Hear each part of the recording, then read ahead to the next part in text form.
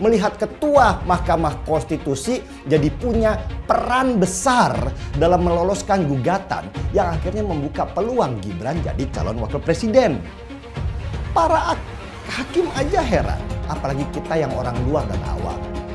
Betapa malunya ketika hukum seperti diinjak-injak hanya untuk meloloskan seseorang yang merupakan anggota keluarga dari ketua mahkamah. Teriakan saya itu bukan tentang Jokowi, bukan tentang Gibran, tetapi tentang peringatan akan hancurnya sistem hukum kita kalau dipakai hanya untuk memenangkan seseorang.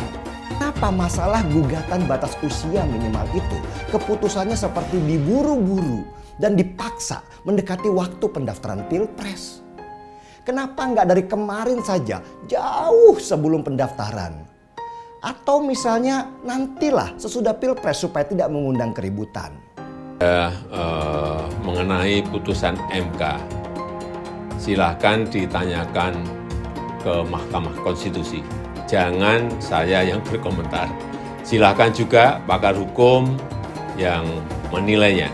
Saya tidak ingin memberikan pendapat atas putusan MK, nanti bisa disalah mengerti seolah-olah saya mencampuri kewenangan yudikatif. Pasangan capres dan cawapres itu ditentukan oleh partai politik atau gabungan partai politik. Jadi silahkan tanyakan saja ke partai politik. Itu wilayah parpol. Dan saya tegaskan, saya tidak mencampuri urusan penentuan capres atau cawapres. MK itu kan final and binding, maka kita hormati saja keputusan yang ada dari institusi resmi negara ini. Ya. Semua warga negara punya hak untuk ikut dalam proses demokrasi. Seru banget ngelihat armada banteng saling tanduk-menanduk. Lagian kenapa sih ini Opa Wowo nggak milih cawapres dari koalisinya? Malah ngemis-ngemis sama kader kompetitor. Masa nggak punya etika? Atau nggak punya kepercayaan diri? Apa nggak punya harga diri? Jangan-jangan nggak punya semuanya. Kan itu ada Hopipa Alehum Gambreng. Udah yang menang jadi cawapres. Aduh, ini mengadang sahwat kekuasaan ini bikin hilang akal sehat nih. Peraturan yang nggak ada, berusaha diada-adain. Aduh, susah nih kalau ambisi ketemu ambisi itu jadi ngasal gitu. Yang satu ambisi mau jadi presiden, yang satu ambisi ngebangun dinasti. Awas aja kalau sampai buat nutupin kasus. Aduh. Nih kasihan AHY nih, nggak tahu nih lebih sakit ditikung Caimin atau lebih sakit cawapres Prabowo Gibran. Saya melihat ada upaya yang sangat sistematis untuk menjerumuskan Presiden Jokowi yang sampai saat ini kami percaya tetap sebagai kader PDI Perjuangan, begitu juga Mas Gibran. Inilah kenapa PDI Perjuangan tetap ingin bagaimana keputusan MK itu ditindaklanjuti dalam bentuk perubahan undang-undang di dalam revisi yang ada. Urusan pendaftaran yang membolehkan berpengalaman atau saat ini menjadi kepala daerah, yang kebetulan Pak adalah Mas Gibran, yang kebetulan juga putra presiden, yang kebetulan Mahkamah Konstitusi adalah Ipar. Ini kan dianggap sangat tendensius, seolah-olah ini adalah rekayasa atau keinginan seorang figur Pak Jokowi sekarang yang menjadi presiden. Seolah-olah ini adalah mahkamah keluarga yang diintervensi oleh kepentingan Pak Jokowi yang sekedar ingin memasukkan Gibran sebagai calon presiden. Hal yang semacam itu kami percaya tidak akan terjadi dengan sosok seorang Jokowi, dan kami sangat berharap supaya itu tidak menjadi hal yang pembenaran. Sebaiknya Pak Jokowi tidak kali ini menunda dulu keinginan Mas Gibran untuk menjadi calon wakil presiden, dan kita yakin melalui jalan kepartean Mas Gibran pun juga akan menjadi tokoh nasional, entah itu calon wakil presiden maupun presiden di tahun 2009. Pertama kami mengucapkan syukur alhamdulillah atas hasil dari Mahkamah Konstitusi ini ya, yang membuktikan Mahkamah Konstitusi mampu bersikap independen ya, memutus dengan argumentasi yang lengkap, jelas dan detail ya. Kaum muda usia di bawah 40 atau pernah atau sedang menjabat sebagai kepala daerah melalui pemilihan umum bisa maju sebagai capres atau cawapres. Nah, soal apakah Pak Prabowo akan mengumumkan cawapresnya Mas Gibran, itu tentu belum diputus ya, dan tapi saya melihat adanya masukan yang begitu banyak. Banyak sekali masukan agar Pak Gibran dijadikan cawapresnya Pak Prabowo. Kita daftar yang terakhir pun nggak ada masalah, yang jelas kita yang akan menjadi pemenang insya Allah. Pak Prabowo bergabung dengan anaknya Pak Jokowi, malah disyukuri oleh masyarakat. Kenapa? Karena Mas Gibran ini kan ternyata ada kelebihan sendiri, ya, tokoh muda berpengaruh, ya, berprestasi dan lain sebagainya. Di Koalisi Indonesia Maju itu kan ada Golkar, ada PAN, ada Demokrat, ada partai-partai lain yang kira-kira masing-masing tuh punya jagonya lah. Dan Gibran ini bisa jadi titik temu. Pak Mas Gibran ini secara teoritis di atas kertas itu masih bisa kedua calon, bisa ke Prabowo, bisa juga ke Mas Ganjar. Walaupun peluang terbesarnya tentunya kepada Pak Prabowo. Karena Pak Prabowo yang sudah ngelamar, Mas Ganjar kan belum ngelamar kan, maka pasangan Prabowo Gibran yang akan menjadi calon dari Koalisi Indonesia Maju. Pemimpin memiliki keberanian, berani mengambil risiko, punya nyali, berani menghadapi tekanan negara-negara besar. Rakyat butuh pemimpin yang tidak banyak bicara, tetapi banyak kerja.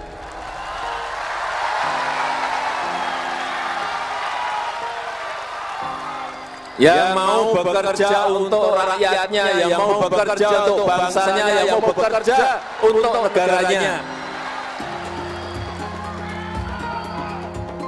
Kita membutuhkan sekali lagi pemimpin yang punya nyali besar, karena tantangan yang kita hadapi semakin kompleks. Dan ingat, pemimpin kita, presiden kita ini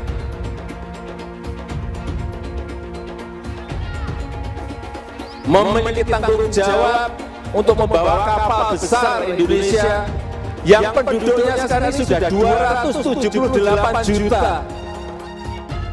Kita bisa lihat karakter orang ketika ada di kekuasaan. Dan kita harus berani tegas. Orang jahat itu, kata Nelson Mandela, nggak bisa ngurus negara. Karena di kepala mereka itu cuma ada kekuasaan dan kekayaan saja. Kalau Ganjar kan udah teruji. Jadi orang kalau belum pernah berkuasa itu gampang ngomongnya. Tapi kalau kamu udah di kekuasaan, karakter Anda teruji. Dan Ganjar teruji, apalagi saya sama beliau kan sama-sama di DPR juga dulu kan. Jadi itu karakternya teruji, gitu. Keluarga juga teruji, saya kira itu penting.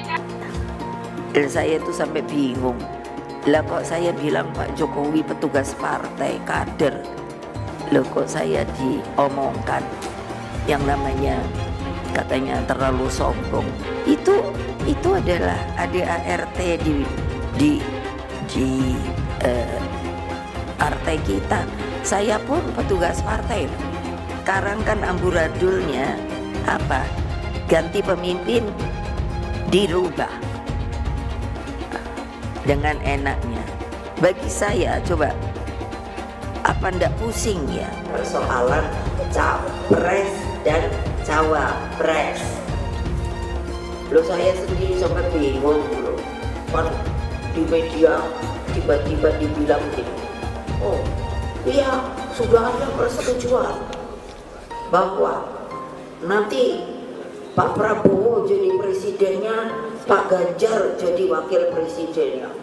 Aku terus di rumah melongo, ini yang ngomong si sopo ya. Lah aku kok ketua umumnya malah nggak ngerti. Coba terus nggak usah didengerin. Lebih setuju lagi apa yang disampaikan calon presiden Pak Ganjar Pranowo. Tadi saya bisik-bisik ke beliau, Pak, nanti habis dilantik besoknya langsung masuk ke kedaulatan pangan, nggak usah lama-lama, perencanaannya disiapkan sekarang, begitu dilantik besok langsung masuk ke kerja kedaulatan pangan. Sehingga swasembada pangan, ketahanan pangan, kedaulatan pangan itu betul-betul kita miliki. Dan saya yakin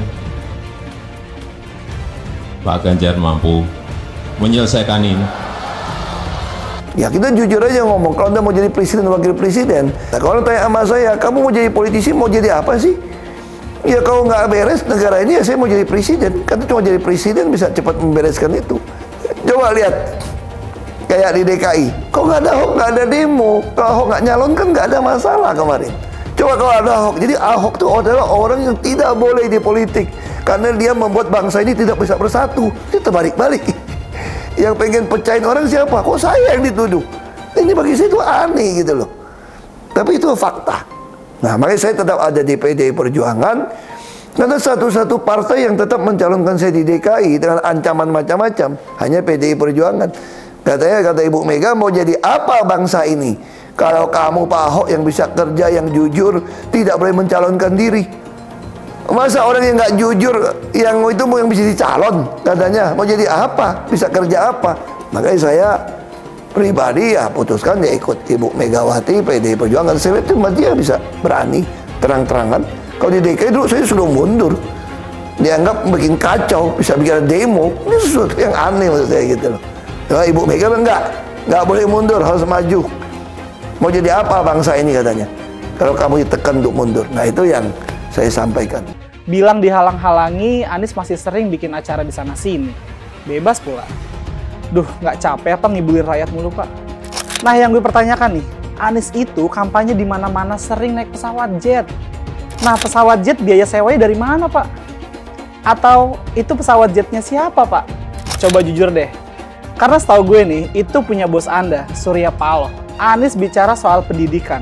Padahal waktu dia di Jakarta, dia sendiri nggak mampu buat memberikan bangku sekolah yang cukup waktu mimpin di Jakarta. Artinya, dia nggak mampu memberikan bukti kalau omongan dia itu bisa dilaksanakan. Anies bilang, setiap jabatan harus diisi sama orang-orang yang kompeten. Lah, faktanya di Jakarta, beberapa jabatan diisi sama orang-orang dekatnya dia. Nggak kompeten pula. Terus TGUPP. Itu yang jumlahnya seabrek-abrek, fungsinya buat apa, Pak? Kok Jakarta makin berantakan sih? Sekali lagi, Anies nggak bisa membuktikan omongannya. Anies bilang dia akan membuka lapangan kerja. Yang dulu janjinya 200.000 lapangan kerja, ternyata cuma ngomong kosong, alias cuma janji palsu. Soal pembangunan yang berkelanjutan. Dia bilang di Jakarta dia udah meneruskan yang udah baik. Lu jangan percaya ya, itu ngibul. Faktanya, nggak seperti itu loh. Belum lagi nih, program penanggulangan banjir. Jadi di daerah Jakarta itu ada daerah yang sebelumnya udah bebas banjir. Pas Anies mimpin, kok bisa-bisanya daerah itu banjir lagi? Gimana nggak banjir kalau kalinya udah nggak pernah dikeruk sama dibersihin, Pak? Kalau soal Jakarta, gue bisa bicara banyak deh. Jadi gue saksi bobroknya kepemimpinan Anies di Jakarta. Dan gue bisa pastiin, omongan manisnya Anies soal apa yang dia lakukan waktu mimpin Jakarta itu banyak ngibulnya. Milih Anies dan Imin setidaknya sudah menyelamatkan Indonesia dari kehancuran. Gus Dur saja dikudetanya, apalagi rakyat. Yang satu memang jago kata-kata, jago beretorika, nggak kelawan kalau soal kata-kata. Di sisi lain, kita sama-sama melihat yang sudah ditulis pakai tangan dia sendiri, pakai hati dia sendiri, lagi dia ingkari, apalagi hanya mengandalkan kata-kata dan janji. Pun demikian dengan janji Cak Ponimin. Gus Muhaimin memberikan program siapapun yang hamil yang ada di muka bumi Indonesia ini akan diberikan tunjangan selama hamil. Karena itu yang masih jomblo secepatnya nikah, hamil, dibiayai kehamilannya oleh Gus Muhaimin. Akan mendapatkan subsidi, akan mendapatkan tunjangan rata-rata 6 juta selama kehamilan. Gus Muhaimin dan PKB menang. Semua yang punya sepeda motor, BBM-nya kita subsidi gratis tanpa biaya. Siapa yang di sini punya sepeda motor? Tahun 2024 PKB menang, Gus Muhaimin presiden, disubsidi serendah-rendahnya harga subsidi BBM. Kalau PKB sekarang bukan PKB Gus Dur, ini PKB Caimin. Jadi beda, PKB-nya sudah beda. Jadi nggak bisa lagi menurut saya, memang masih tetap jualan nama Gus Dur, itu ada larangannya jelas sekali. Tapi ya namanya orang masih mencuri-curi, kebiasaan kayaknya mencuri-curi. Mencuri partai, sekarang mencuri gambar. Gus Dur pendiri partai, orang yang dikatakan oleh Caimin sebagai guru politiknya malah dikudeta, apalagi rakyat. Susah kan mau milih pemimpin seperti itu nanti? Pak Prabowo hari ini adalah calon presiden dari Partai Gerindra. Saya sampaikan berkali-kali bahwa saya tidak ingin menjegal, saya tidak mau menjadi orang yang dibawa untuk berhadapan dengan Pak Prabowo dan menghentikan Pak Prabowo. Saya tidak mau. Dan saya katakan itu kepada siapapun yang datang kepada saya untuk berbicara tentang calon presiden. Yang nanti anak saya dan anak-anak saya akan ingat itu. Nah, saya tidak mau mengkhianati, menikam pada orang yang dulu sudah bekerja, membantu, dan berjuang bersama. Bapak Politik Identitas Indonesia Anies Baswedan, Bapak Intoleransi Indonesia Anies Baswedan, jangan lupakan, jangan terlena, jangan sampai dia pecahkan kita dengan dagangan ayat dan mayatnya. Air itu turun dari langit, turunnya ke atap rumah langsung sumur bor, bukan ke sungai dan ke laut. Saya mensyukuri kenapa kalah, kenapa ditahan. Saya bersyukur atas itu semua. Saya coba bayangkan ya, kalau seandainya waktu itu kita menang gitu ya, hari ini belum tentu kita bisa nikmati seperti ini. Kita bersyukur 5 tahun Tuhan izinkan kasih ke orang yang pintar ngomong untuk kerja. Coba kalau kita bayangkan gitu ya, kalau kemarin saya masih jadi gubernur, ini saya udah turun ini. Tapi yang pintar ngomong itu dikira orang hebat kan? Ini lebih berbahaya tahun 2024, langsung ketahuan karakternya. Langsung ketahuan itu. Di saya juga ada kutipan Pak di kamar saya Pak. Tulisannya, Jakarta telah mengambil keputusan yang fatal. Jangan hanya konsentrasi pada pembangunan benda-benda mati yang indah difoto dan bisa ditunjukkan dalam 5 tahun hasilnya. Kalau kita mau menilai sebuah janji, maka lihat janjinya atau lihat kenyataannya. Dulu janjinya apa ya? Dan ini aneh, betul-betul aneh. Ini bukan kampanye, tapi saya sampaikan sini. Di satu sisi menyiapkan jalur-jalur air untuk dikirim ke laut, di sisi lain di lautnya dipasang dengan pulau reklamasi. Tinggal tunggu waktu jadi rob, air balik. Dan ini melawan sunatullah. Kenapa? Air itu turun dari langit ke bumi, bukan ke laut. Harusnya dimasukkan ke dalam bumi, masukkan tanah. Di seluruh dunia air jatuh itu dimasukkan ke tanah, bukan dialirkan pakai gorong-gorong raksasa ke laut. Jakarta telah mengambil keputusan yang fatal. Bukan banjir, itu memang parkir air.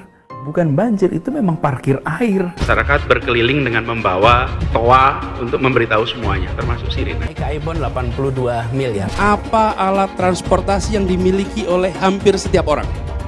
Alat transportasi yang dimiliki semua orang adalah kaki. Kalau seandainya orang Jakarta percaya Pak Anies jadi gubernur pun, saya berani jamin kok dia akan lakukan normalisasi yang sama seperti saya lakukan kok. Nggak usah bohong lah. Jadi ketika air sampai di muara, maka siap untuk dipompa ke laut. Pancasila Soekarno, ketuhanan ada di pantat. Anak Tuhan dari mana? Kalau Yesus anak Tuhan, bidangnya siapa? Besok di seluruh wilayah Indonesia kami katakan dan Iblis hanya menggoda orang yang beriman. Makanya jarang-jarang orang kafir kerasukan setan. Yang kerasukan setan itu orang baik-baik. Jarang, saya belum pernah nengok Cina kerasukan setan. Pernah tak Ahok itu kerasukan setan? Enggak, setannya juga. Karena sesama setan dilarang saling menggoda. Karena di salib itu ada jin kafir. Karena di salib itu ada jin kafir.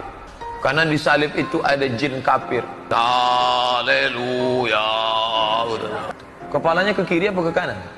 Kepalanya ke kiri apa ke kanan? Tetap percaya salib itu lambang mulia, bukan jin. Kok ketawa? Aku nggak nyindir siapa-siapa loh. Saya nggak pernah mundur untuk kebenaran, keadilan, kejujuran. Dan peri kemanusiaan, gue nggak pernah mundur. Dan gue nggak pernah takut juga sama lu. Siapapun yang rasis, gue akan hadapin. Karena rasis itu tidak berperi kemanusiaan. Sama saya ditanya dulu kan, kamu nyesel nggak statement kamu di Pulau Seribu sehingga masih masuk penjara? Tidak pernah nyesel. Karena saya mengatakan kebenaran. Anies merupakan antitesis daripada Pak Jokowi. Antitesis artinya bertolak belakang dengan Jokowi. Anies sudah menyatakan tidak akan melanjutkan semua program dari Pak Jokowi. Jadi semua pembangunan yang dilakukan oleh Pak Jokowi akan dihentikan oleh Anies jika Anies menjadi presiden. Lagi pula Anies didukung oleh khilafah dan pendukung Anies adalah ormas seperti FPI dan HTI. Apa kita mau FPI dan HTI kembali di Indonesia jika Anies memimpin? Anies juga dikenal sebagai bapak politik identitas yang menghalalkan segala cara untuk menggapai kekuasaannya, termasuk menggunakan politik identitas berbasis agama. Lihatlah di kasus Ahok waktu itu. Kita sudah bisa melihat hasil kerja Anies selama 5 tahun di Jakarta. Tidak ada satupun janji yang dipenuhi dan tidak ada kinerja yang bisa dibanggakan. Dari DP 0%, OKOC, kelebihan bayar, Formula E, banjir, sumber resapan, jalan rusak, dan gonta-ganti nama jalan. Lihatlah rekam jejak Anies selama 5 tahun. Bayangkan Indonesia ke depan jika dipimpin oleh Anies. Dan bayangkan jika Anies menang. HTI dan FPI, ormas khilafah yang dibubarkan itu akan dikembalikan oleh Anies. Apakah kita mau Pancasila diganti jadi khilafah? Perkataan Ahok sudah terbukti dan Jakarta sudah menjadi korban. Jangan biarkan Indonesia menjadi korban kibulan Anies Baswedan. Umat minoritas, terutama kaum Tionghoa, tidak akan memilih Anies Baswedan. Kenapa masalah gugatan batas usia minimal itu keputusannya seperti diburu-buru dan dipaksa mendekati waktu pendaftaran Pilpres? Kenapa nggak dari kemarin saja, jauh sebelum pendaftaran? Atau misalnya nantilah sesudah Pilpres supaya tidak mengundang keributan. Apalagi ini Mahkamah Konstitusi yang seharusnya jadi wasit dalam pemilu, malah seperti terseret arus kuat politik dan akhirnya jadi pemain juga. Saya sudah mendengar kabar kalau Mahkamah Konstitusi akan meloloskan Gibran, anak Jokowi, menjadi calon wakil presiden itu sudah beberapa minggu lalu. Kabar Gibran lolos di Mahkamah Konstitusi ini di komunitas bawah tanah itu bukan kabar baru lagi karena tembok-tembok yang disekat sekarang sudah pada bisa ngomong. Tapi marah saya sebenarnya bukan marah kepada personal, baik itu kepada Jokowi ataupun kepada Gibran. Marah saya lebih kepada betapa bobroknya sistem hukum kita sehingga Mahkamah Konstitusi yang seharusnya menjadi penjaga hukum di negeri ini begitu rapuhnya sehingga bisa diatur oleh kekuasaan. Saya awalnya menyangkal, kemudian saya marah dan lalu saya mencoba menghibur diri. Kemudian depresi dan akhirnya ketika Mahkamah Konstitusi mengetok palu meloloskan gugatan yang membuat Gibran punya peluang menjadi calon wakil presiden, saya itu sudah pada fase menerima semua. Dan ketika saya konfirmasi dan menemukan fakta, juga mengamati kondisi yang sedang diciptakan, saya tuh sedih sekali. Kenapa orang yang saya percayai, saya bela supaya bisa memimpin negeri ini, bisa melakukan hal seperti itu. Kalau tangan eksekutif saja bisa mengobok-obok lembaga yudikatif, apalagi polisi dan kejaksaan yang jelas-jelas ada di bawah presiden sebagai eksekutif. Sudah pasti harus nurut apa kata pemerintah karena polisi dan kejaksaan adalah bagian dari pemerintahan. Bahaya sekali ketika perangkat hukum kita tidak ada kewibawaannya, kehilangan kepercayaan dari masyarakat sebagai lembaga netral. Bisa chaos nanti ketika ada perselisihan. Itu baru Mahkamah Konstitusi yang lembaganya terpisah dari eksekutif. Lalu bagaimana dengan institusi yang ada di bawah eksekutif seperti polisi dan kejaksaan? Jadi sekarang apakah kita masih percaya bahwa polisi dan jaksa dalam Pilpres itu netral? Kan akhirnya dampak buruknya itu jadi luas dan kerusakannya jadi nggak karuan. Akhirnya viral lah sindiran kepada Mahkamah Konstitusi menjadi Mahkamah Keluarga. Rusak sudah marwah hukum kita ketika lembaga terhormat itu harus diejek-ejek seolah menjadi milik keluarga. Orang itu jadi takut sekarang kalau Mahkamah Konstitusi di awal saja sudah dimainkan. Bagaimana bisa mereka jadi hakim yang netral ketika di akhir pertandingan nanti ada perselisihan angka? Tentu ini jadi aneh buat para hakim-hakim Mahkamah Konstitusi yang punya integritas. Melihat ketua Mahkamah Konstitusi jadi punya peran besar dalam meloloskan gugatan yang akhirnya membuka peluang Gibran jadi calon wakil presiden. Para hakim aja heran, apalagi kita yang orang luar dan awam. Malah salah satu hakim konstitusi, Profesor Saldi Isra, mengungkapkan keanehan yang terjadi di dalam Mahkamah Konstitusi khusus untuk gugatan batas usia ini. Kata Profesor Saldi, bulan September tanggal 19, Mahkamah Konstitusi sudah memutuskan menolak gugatan-gugatan itu. Pada waktu itu, Anwar Usman, Ketua Mahkamah Konstitusi yang juga iparnya Jokowi. Catat ya, iparnya Jokowi dan pamannya Gibran itu tidak ikut memutus perkara. Rupanya ada gelombang kedua. Dan dalam gelombang kedua, tiba-tiba Anwar Usman, Ketua Mahkamah Konstitusi, ikut-ikutan memutus perkara dan mengubah posisi para hakim yang tadinya menolak jadi mengabulkan. Itulah yang saya takutkan dan selalu saya teriakkan. Cara-cara Orde Baru di mana eksekutif juga menguasai legislatif dan yudikatif seperti mau dipraktekkan lagi sekarang. Teriakan saya itu bukan tentang Jokowi, bukan tentang Gibran, tetapi tentang peringatan akan hancurnya sistem hukum kita kalau dipakai hanya untuk memenangkan seseorang. Apa hal sesederhana ini tidak mengganggu di pikiran, nggak mengusik hati nurani Anda? Bahkan beberapa hakim di Mahkamah Konstitusi yang punya pendapat berbeda terhadap keputusan pun mencium bau amisnya politik di dalam mahkamah itu sendiri. Saya sudah habis suara untuk mengingatkan Presiden Jokowi terhadap masalah ini. Karena saya terus diserang dan dicaci maki, dianggap menyebarkan kebencian pada Jokowi. Padahal saya itu hanya teriak, "Hei, kalau hukum kalian mainkan, rusak semua pondasi bernegara kita. Kalau orang sudah nggak percaya hukum, bisa chaos nanti negara kita." Itu poinnya. Saya sedih melihat Jokowi yang sudah tidak dipercaya lagi kata-katanya ketika dia bilang dia tidak ikut campur apapun dalam kasus ini. Ketidakpercayaan orang pada presiden di akhir masa jabatannya itu sangat menyakitkan.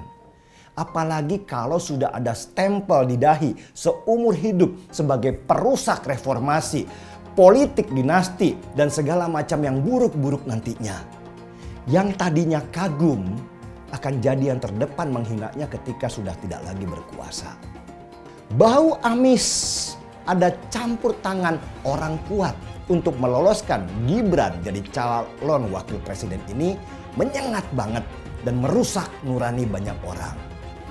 Ini kok kayak kita dianggap bodoh ya?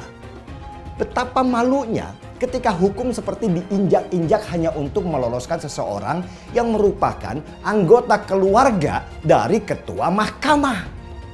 Makanya saya bilang, saya muak. Mungkin sekarang sudah ada pada fase pengen muntah melihat sinetron murahan seperti itu. Saya hanya mengingatkan, dan sudah banyak orang yang mengingatkan, Pak Presiden yang terhormat, sudahilah semua drama.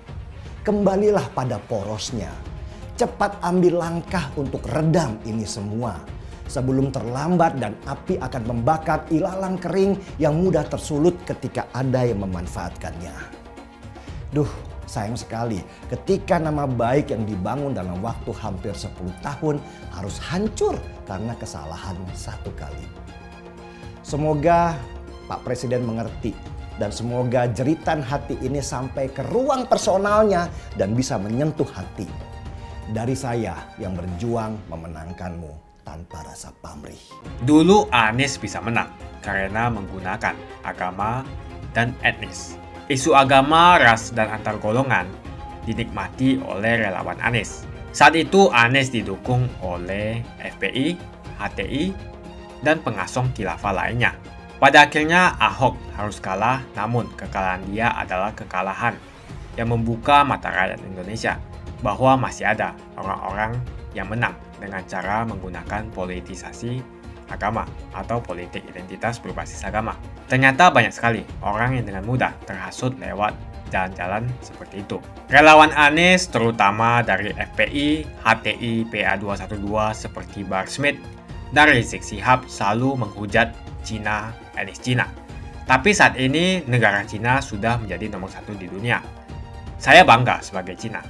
Etnis Tionghoa dicap sebagai pemberontak, sedangkan etnis Arab dianggap sebagai Tuhan atau tuan dari pribumi. Etnis Arab dipuja-puja dan dianggap sebagai dewa. Lihat saja Rizik Syihab dan Bahar Smith dipuja-puja, padahal mereka mengujar kebencian. Pengasong khilafah seperti Rizik Syihab, Bahar Smith, dan teman-teman, mereka hanya buat gaduh di Indonesia. Sedangkan negara yang mereka sanjung-sanjung itu, Arab Yaman, masih belum maju dan masih terbelakang. Saya percaya Indonesia dengan mayoritas pribumi juga akan menjadi negara maju. Seharusnya Arab Yaman belajar dari negeri Cina. Seperti kata kitab suci, belajarlah sampai ke negeri Cina. Anies dan juga pendukung Anies seperti Rizik Syihab, Bahar Smith, dan kelompok-kelompok HTI dan FPI harus belajar ke negeri Cina supaya tidak lagi melakukan kelebihan bayar. Yang jelas saya memilih pribumi, bukan yang dari Yaman. Ganjar jelas pribumi, nasionalis, dan pasti akan melanjutkan visi dan misi dari Pak Jokowi. Suara Ahok merepresentasi warga minoritas, dan etnis Tionghoa mendukung Ganjar Pranowo. Ahok pasti akan mendukung Ganjar, karena Ahok anti radikalisme. Ahok yang jelas tidak akan mendukung Anies Baswedan, karena Anies Baswedan didukung oleh kelompok khilafah, HTI, dan FPI, ormas terlarang itu. Anies merupakan antitesis daripada Pak Jokowi, dan diragukan kenasionalisannya, apalagi pribumiannya. Antitesis artinya bertolak belakang dengan Jokowi. Anies sudah menyatakan tidak akan melanjutkan semua program dari Pak Jokowi. Jadi semua pembangunan yang dilakukan oleh Pak Jokowi akan dihentikan oleh Anies jika Anies menjadi presiden. Lagi pula Anies didukung oleh khilafah, dan pendukung Anies adalah ormas seperti FPI dan HTI. Apa kita mau FPI dan HTI kembali di Indonesia jika Anies memimpin? Anies juga dikenal sebagai bapak politik identitas yang menghalalkan segala cara untuk menggapai kekuasaannya, termasuk menggunakan politik identitas berbasis agama. Lihatlah di kasus Ahok waktu itu. Kita sudah bisa melihat hasil kerja Anies selama 5 tahun di Jakarta. Tidak ada satupun janji yang dipenuhi dan tidak ada kinerja yang bisa dibanggakan. Dari DP 0%, OKOC, kelebihan bayar, Formula E, banjir, sumber resapan, jalan rusak, dan gonta-ganti nama jalan. Lihatlah rekam jejak Anies selama 5 tahun. Bayangkan Indonesia ke depan jika dipimpin oleh Anies. Dan bayangkan jika Anies menang. HTI dan FPI, ormas khilafah yang dibubarkan itu, akan dikembalikan oleh Anies. Apakah kita mau Pancasila diganti menjadi khilafah? Bagian Indonesia Timur yang mayoritas non-muslim seperti Bali tidak akan setuju dengan khilafah atau sistem khilafah. Mungkin Indonesia akan bubar jika Anies menjadi presiden. Perkataan Ahok sudah terbukti dan Jakarta sudah menjadi korban. Jangan biarkan Indonesia menjadi korban kibulan Anies Baswedan. Umat minoritas, terutama kaum Tionghoa, tidak akan memilih Anies Baswedan. Saya yakin karma Ahok mengejar Anies Baswedan. Dulu Anies memainkan politik identitas kepada Ahok. Sekarang Anies dipertanyakan kepribumiannya karena dia dari Yaman. Itu saja opini saya hari ini. Tuliskan opini kalian tentang Anies Baswedan. Jika kalian setuju dengan pendapat saya di video ini, pastikan kalian menekan like di video ini dan bagikan video ini ke teman dan family Anda supaya mereka semua mengetahui tentang informasi ini.